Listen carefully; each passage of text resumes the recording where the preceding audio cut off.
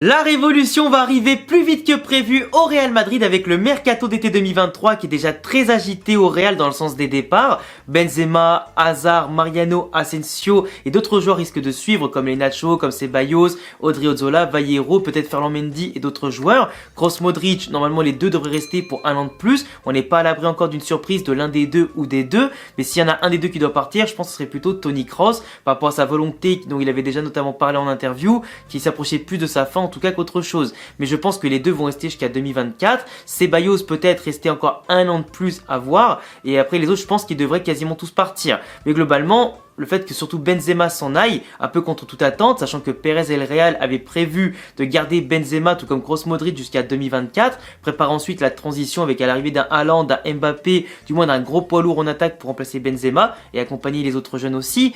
Le fait que Benzema parte maintenant, ça oblige Pérez à activer le mode turbo. Là, ils savent très bien qu'il faut recruter fort, rapidement pour créer un groupe et surtout commencer à voir ce que ça va donner tout au long du mercato et pour la saison prochaine. Parce que pour moi, ce mercato-là, les amis, il est ultra décisif.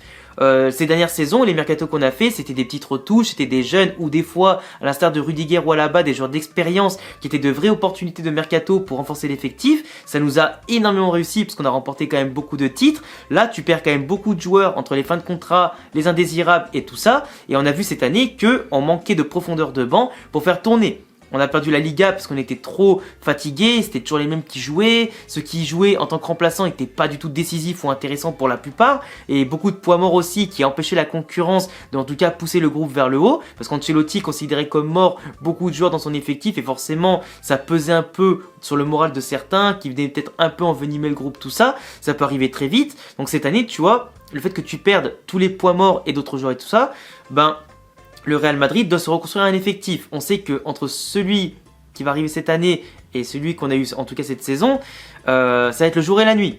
Parce que là, je pense que quantitativement comme qualitativement, le Real Madrid doit être intelligent. Doit être intelligent pour éviter une saison blanche, doit être intelligent pour éviter de faire des recrues trop onéreuses qui risquent de ne pas s'incorporer au collectif, au vestiaire, sur les situations de chacun et les postes de chacun. Là, il faut des joueurs qui soient d'équipe, qui vont mouiller le maillot et aimer le maillot et qui vont surtout jouer le rôle de la concurrence pour que tout le monde soit meilleur et forcément qu'on puisse gagner tous les tableaux. Surtout récupérer les titres qu'on a perdus et conserver ceux qu'on a gagnés cette saison. Aujourd'hui, on parle quand même d'une enveloppe mercato à 300-400 millions d'euros, ce qui est absolument phénoménal. Et clairement, déjà, par rapport à ce qui est confirmé, tu en as quelques-uns millions d'euros, je crois que c'était 5 ou 10 millions sur Fran Garcia, qui est déjà confirmé depuis un moment et qui sera une recrue énorme et potentiellement titulaire arrière gauche dès le départ. Tu as Jude Bellingham qui devrait coûter 100 à 120 millions d'euros. Donc forcément, l'enveloppe mercato de 300-400 millions est déjà bien écornée quand le transfert sera officialisé. C'est pas encore le cas, mais on l'attend tous avec impatience. Mais surtout, tu as encore des recrues en suspens entre guillemets comme Gabri Vega. On ne sait pas s'il va aller au Real ou au Barça ou en Première Ligue. Apparemment, le Real Madrid l'avait quasiment signé, mais celui-ci préférait aller finalement en Première Ligue. Donc si jamais il est perdu, il faut voir un petit peu ce qu'on va faire au milieu de terrain. Mais globalement, pour faire ligne par ligne, le Real Madrid, pour commencer déjà par le rôle offensif de l'effectif, tu perds Mariano, Hazard, Asensio et Benzema, 4 joueurs qui pourraient être remplacés par 4 autres joueurs que je vais vous citer maintenant. Brahim Diaz qui va rentrer de près pour justement poste pour poste un petit peu sur le côté droit avec Asensio. Donc déjà, c'est pas un joueur que tu vas dépenser d'argent en termes de transfert pour le faire revenir. C'est un retour de prêt, donc son salaire va être payé avec celui d'Asensio qui de base touchait plus que Brahim Diaz. De l'autre côté, Mariano, tu le perds, il avait quand même un bon salaire ce salaud, pour pas grand chose, c'est un peu fictif. Tu récupères Rossellou, qui normalement est un ancien de la maison, qui devrait revenir en prêt de la part de l'Espagnol Barcelone qui descend en deuxième division. Donc pas de transfert, donc pas d'indemnité à verser, pas de prime à la signature non plus, juste un retour de prêt, enfin un prêt pardon, pas un retour, mais un prêt de quelqu'un qui a connu qui a connu cette institution, qui était au Castilla, qui sera fier de porter le maillot du Real Madrid, qui sait très bien qu'il sera remplaçant tout comme Brahim Diaz, des joueurs de rotation qui peuvent apporter de la qualité technique, des buts et aussi pas mal en tout cas de jeu. Parce que Rossellou, mine de rien, même s'il était à l'Espagnol Barcelone, il a quand même marqué beaucoup de buts. C'est un mec d'expérience qui est aussi en sélection, qui peut faire la différence, peut apporter 10, 15 ou peut-être 20 buts sur la saison en étant remplaçant, qui va se contenter de son rôle par rapport à son âge et ses possibilités en fonction de la concurrence et qui peut être une très bonne surprise. Brahim Diaz aussi peut apporter ce côté percutant, ce côté technique, conservation, les dribbles aussi pour apporter sa fraîcheur quand il va rentrer en sortie de banc. et pour moi il peut vraiment aider énormément dans la rotation. Tu perds Benzema aussi, forcément énorme perte en termes de buts, de passes D, d'activité dans le jeu, tout ce qu'il apporte non seulement par ses stats mais aussi son apport au football. Et Ancelotti l'a dit, on veut en attaquant un mec qui sait autant marquer que faire jouer les autres, faire marquer les autres mais aussi apporter au jeu, un joueur de ballon. En termes de profil, on sait que Firmino serait peut-être le plus à même, en tout cas, de remplacer Benzema. Mais par rapport à son âge et le fait que le Real Madrid n'a plus forcément envie d'explorer cette piste, ça a été abandonné. Et le favori aujourd'hui, c'est Harry Kane. Harry Kane qui n'a certes jamais rien gagné avec Tottenham ou dans sa carrière de footballeur, mais qui continue de planter 30 buts par saison malgré le peu d'équipes taillées pour remporter les titres qu'il a autour de lui. Un mec qui certes hésite entre Manchester et le Real parce que Manchester lui apporterait forcément la Ligue des Champions, une grosse équipe anglaise, un championnat qu'il connaît parfaitement bien. Les Anglais, on sait qu'ils n'ont pas trop l'habitude de s'exporter ailleurs en général, et surtout il veut battre le record de Shearer qui est le meilleur buteur de l'histoire de la Première Ligue et qui a 50 buts plus que lui, un truc comme ça, je sais plus trop, mais du coup lui avec sa moyenne de buts en 2 saisons il peut plier ça, tu vois, et devenir le meilleur buteur de l'histoire de la Première Ligue, ce qui serait bien pour lui, même si en termes collectifs il remporte pas beaucoup de trophées, mais il pourrait être aussi la pièce manquante d'United pour concurrencer City, Arsenal, etc. Et remettre United, pourquoi pas, sur le devant de la scène.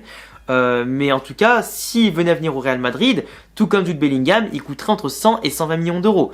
Donc déjà, tu perdrais 240 millions entre guillemets, enfin tu investirais 240 millions sur 2 joueurs. Et Harry Kane, on sait qu'en plus avec Levy, le président de Tottenham, c'est un président qui aime faire durer les négociations. Avec Modric et Bale, on en a eu jusqu'à la fin du mercato à chaque fois quand tous les deux sont venus. Et forcément, cette année, on n'a pas le temps d'attendre. Il faut mettre le juste prix et que les transferts soient officialisés le plus vite possible pour créer un groupe, pas perdre de temps et forcément que l'équipe commence déjà à avoir les automatismes et tout ça, et qu'Ancelotti puisse travailler sereinement et pas dans la hâte et plutôt la tranquillité. Harry Kane qui, comme je disais, est parfaitement un profil à la Benzema. Il fait marquer, il marque beaucoup, il participe au jeu, c'est un mec qui veut mouiller le maillot, qui aura envie de se dépasser dans un nouveau championnat, qui aura envie de remporter ses premiers titres collectifs avec bien sûr le Real Madrid, parce que tout ce qu'il a pas gagné avec l'Angleterre ou Tottenham, là ça y est, il sait que c'est peut-être le dernier gros contrat de sa vie. Vraiment, s'il venait à venir au Real Madrid, c'est la meilleure opportunité pour lui de remporter des trophées. Et pour moi, il a tout ce qu'il faut pour résister à la pression et être pourquoi pas un leader et aider Vinicius et Rodrigo à éclore encore plus et se régaler des caviars des Modric, des Ceballos, des Bellingham et tout ça. En tout cas, Harry Kane, par rapport à Benzema, ce serait la recrue la plus idéale. Mais si au pire t'as pas Harry Kane, moi je viserais vraiment Victor Osimhen, qui en termes de puissance, côté athlétique, côté technique, côté physique, tout ce que tu veux, ce serait pour moi une machine de guerre. Et avec Rodrigo et Vinicius, on aurait un trio qui irait super vite, qui se compléterait bien je pense, et qui apporterait beaucoup de choses. Mais il est vrai qu'un Kane, c'est plus comme un Benzema, il participe plus au jeu, donc ça pourrait être plus complémentaire, tu vois. Par rapport à Victor Osimhen, qui justement pourrait apporter un profil, certes intéressant, mais qui pourrait à des moments nous empêcher d'avoir une polyvalence par rapport à Harry Kane qui lui serait en tout cas parfait à tous les levels.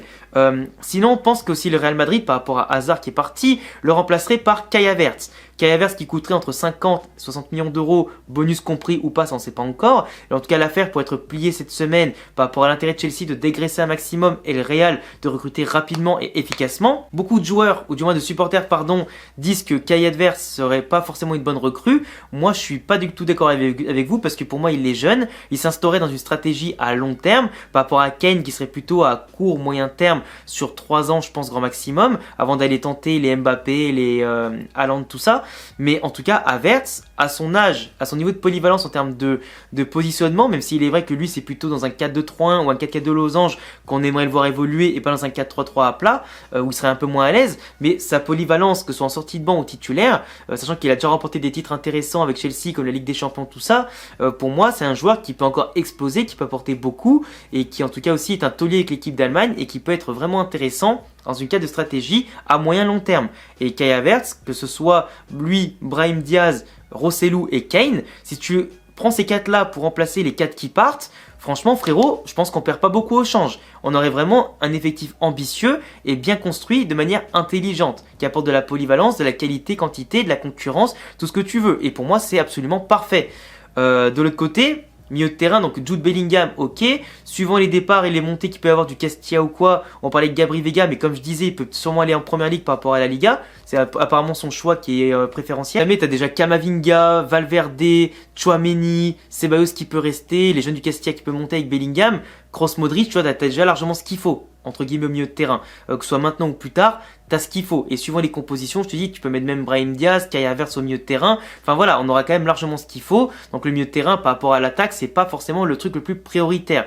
La défense centrale, normalement, il ne devrait pas y avoir de recrues, mais sur les côtés, avec le reste du budget, si je calcule bien, il nous resterait plus de 100 millions d'euros à dépenser. Autant vous dire que sachant que tu as Alphonso Davies qui actuellement est en négociation avec le Real Madrid, du moins le Real Madrid a lancé les négociations avec le Bayern pour le recruter dès cet été parce que Davies ne veut pas prolonger son contrat qui finit en 2024. Pour moi, c'est une opportunité de mercato en or. Oui, tu as déjà Fran Garcia, mais Alphonso Davies pourrait pourquoi pas un jour te dépanner au milieu de terrain, sur le côté aussi, et ça pourrait être une opportunité énorme pour les 10 prochaines années. Tu aurais Fran Garcia et Alphonso Davies qui pourraient se partager le poste. En plus, Alphonso Davies, ces 2 dernières années, il s'est quand même pas mal blessé, donc tu es quasiment sûr qu'il jouera pas tous les matchs et que pour les économiser, faire tourner c'est important. Alphonso Davies, en termes de vitesse, de technique, de percussion, de jeu offensif comme défensif, ça serait absolument parfait et il combinerait énormément avec Vinicius, tout comme Fran Garcia le fera avec Vinicius. Et pour moi, si on peut l'avoir pour 30, 40, 50 millions pour sa dernière année de contrat, c'est absolument phénoménal. Et franchement, il rentrerait parfaitement dans les clous du Real. De l'autre côté, tu aurais à droite pour concurrencer Carvajal, bon, tu as toujours Vasquez, mais si on peut avoir par exemple un Cancelo, ben franchement, on dit pas non. Cancelo pour une stratégie à court moyen terme, genre de 2-3 ans, ça serait parfait. Un mec qui est technique, qui monte, qui descend, qui a la hargne. Un mec qui aime remporter des trophées, que ce soit avec la Juve, avec City, le Bayern, etc. Qui vient au Real Madrid. Frère, moi je pense que Cancelo, par rapport à ses capacités, on peut le faire. Et franchement, imaginez un mercato du Real Madrid, 300 à 400 millions avec Kane, Brahim Diaz, Rossellou, Kai Havertz, Bellingham, avec Davies et Cancelo. 7 recrues pour remplacer la plupart des joueurs qui partent. Sachant qu'on a économisé beaucoup de masse salariale, qu'on a beaucoup de joueurs qui partent aussi, qui vont apporter un peu de thunes, frérot, ce serait le mercato le plus incroyable de l'histoire du football. Enfin, du moins, un des plus incroyables de l'histoire du football, qui va coûter cher, certes, mais qui serait fait de manière intelligente, et en fonction des besoins de l'effectif, avec des joueurs ultra qualitatifs. Et franchement, en fonction des départs qu'on a, et qu'on fasse un mercato comme ça, je le signe directement. Je sais pas vous ce que vous en pensez, mais ça c'est ce que j'appelle un mercato 5 étoiles. Et pour l'inauguration du futur stade, enfin du moins du Santiago Bernabéu qui sera totalement terminé fin 2023, on peut pas forcément rêver mieux, même si on aurait préféré, il est vrai, garder Benzema et lui donner en tout cas un hommage en tout cas intéressant avec le nouveau stade totalement refait, totalement terminé au niveau des travaux, tout ça. Sachant qu'en plus en 2024, le Real Madrid ira forcément sur Kylian Mbappé, donc à voir ce que ça pourra donner si le Real lui fait vraiment une offre ou pas vu qu'il sera en fin de contrat. Mais globalement, là un mercato comme ça, c'est titanesque. Et avec un mercato comme ça, t'es obligé, je dis bien t'es obligé de remporter un maximum de trophées. Si tu fais une saison blanche ou que tu remportes moins de titres que le Barça au niveau national avec tout ça, je comprends plus. Enfin bref les gars, je suis assez fatigué parce que en fait je viens à peine de rentrer du Japon, j'ai pas dormi depuis dimanche 6h du matin et à l'heure où je vous parle, il est lundi 19h. Donc vous la vidéo vous la verrez je pense mardi vers midi, mais là je suis absolument explosé, je voulais quand même profiter d'être encore un peu en forme pour faire une petite vidéo parce que vous m'avez quand même manqué et même si je vous ai fait des petites vidéos au téléphone à Tokyo ou à l'aéroport, c'est quand même mieux de faire les vidéos dans le décor. Je pense que on est tous d'accord là-dessus. J'espère en tout cas que cette vidéo vous a plu, je vous laisserai me dire en commentaire ce que vous en pensez. On va beaucoup parler d'actualité en ce moment. Je prépare les vidéos hommage à Benzema et hommage à Asensio pour la semaine. Donc n'hésitez pas à vous abonner, cocher la cloche, le petit pouce bleu et tous les réseaux en description. Et à bientôt les gars pour prochaine vidéo. À la Madrid, in Adamas. Ciao.